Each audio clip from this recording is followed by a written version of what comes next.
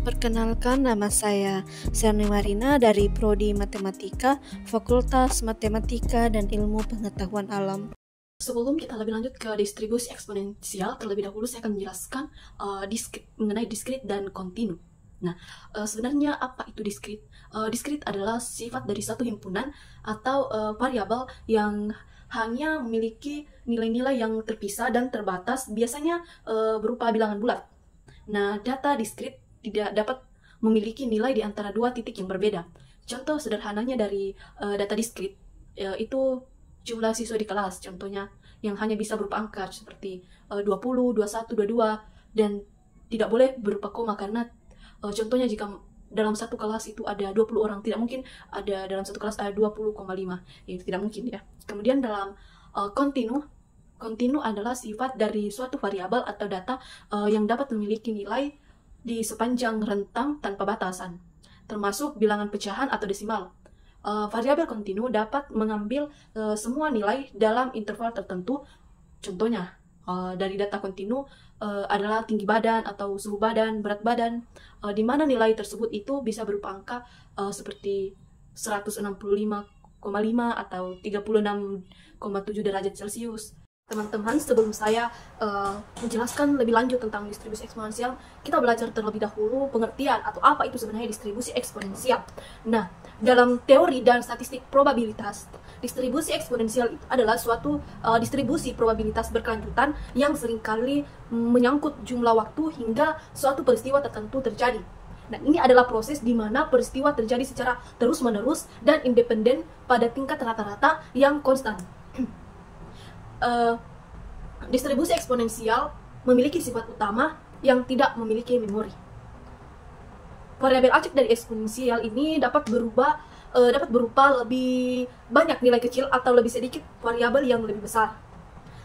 Misalnya jumlah uang yang dibelanjakan oleh pelanggan dalam suatu kali perjalanan ke supermarket mengikuti distribusi eksponensial. Fungsi distribusi probabilitas untuk distribusi eksponensial adalah seperti berikut, yaitu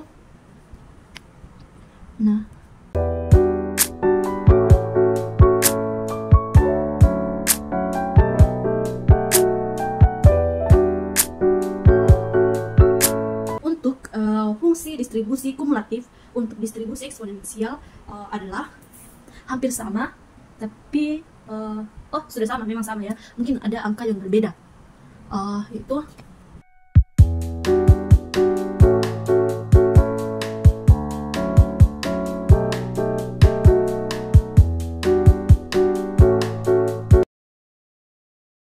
distribusi eksponensial juga ini bersifat memoryless, atau artinya peluang kejadian di masa depan tidak bergantung pada waktu yang telah berlalu.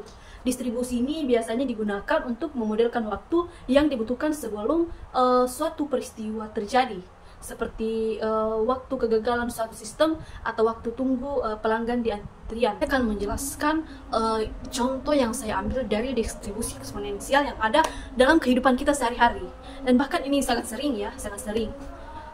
Saya mengambil dua. Yang pertama itu waktu tunggu kita di antrian. Seperti yang saya jelaskan sebelumnya, saya sering menyebutkan waktu tunggu di antrian. Nah, ini tuh kita sering menghitung waktu yang harus dihabiskan pelanggan, atau mungkin kita sendiri yang pernah ke bank, restoran, ataupun antrian layanan lainnya.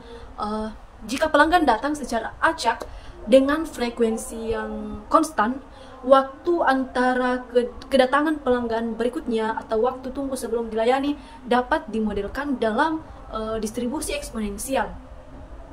Saya akan menjelaskan satu contoh dari distribusi eksponensial, yaitu dalam sistem antrian seperti di bank atau restoran atau rumah sakit. Distribusi eksponensial digunakan untuk memodelkan waktu pelayanan per pelanggan. Misalnya, waktu rata-rata yang dibutuhkan untuk melayani seorang pelanggan adalah 2 menit. Distribusi eksponensial dapat digunakan untuk menghitung probabilitas seorang pelanggan yang akan dilayani dalam waktu tertentu. Model matematikanya yaitu Ft sama dengan lambda E pangkat minus lambda T, di mana T adalah durasi pelayanan dalam menit dan lambda adalah rata-rata pelayanan per menit.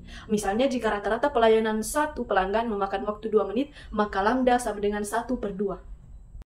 Terima kasih untuk yang sudah menonton, dan jika ada kesalahan mohon dimaafkan dan mohon dimaklumi.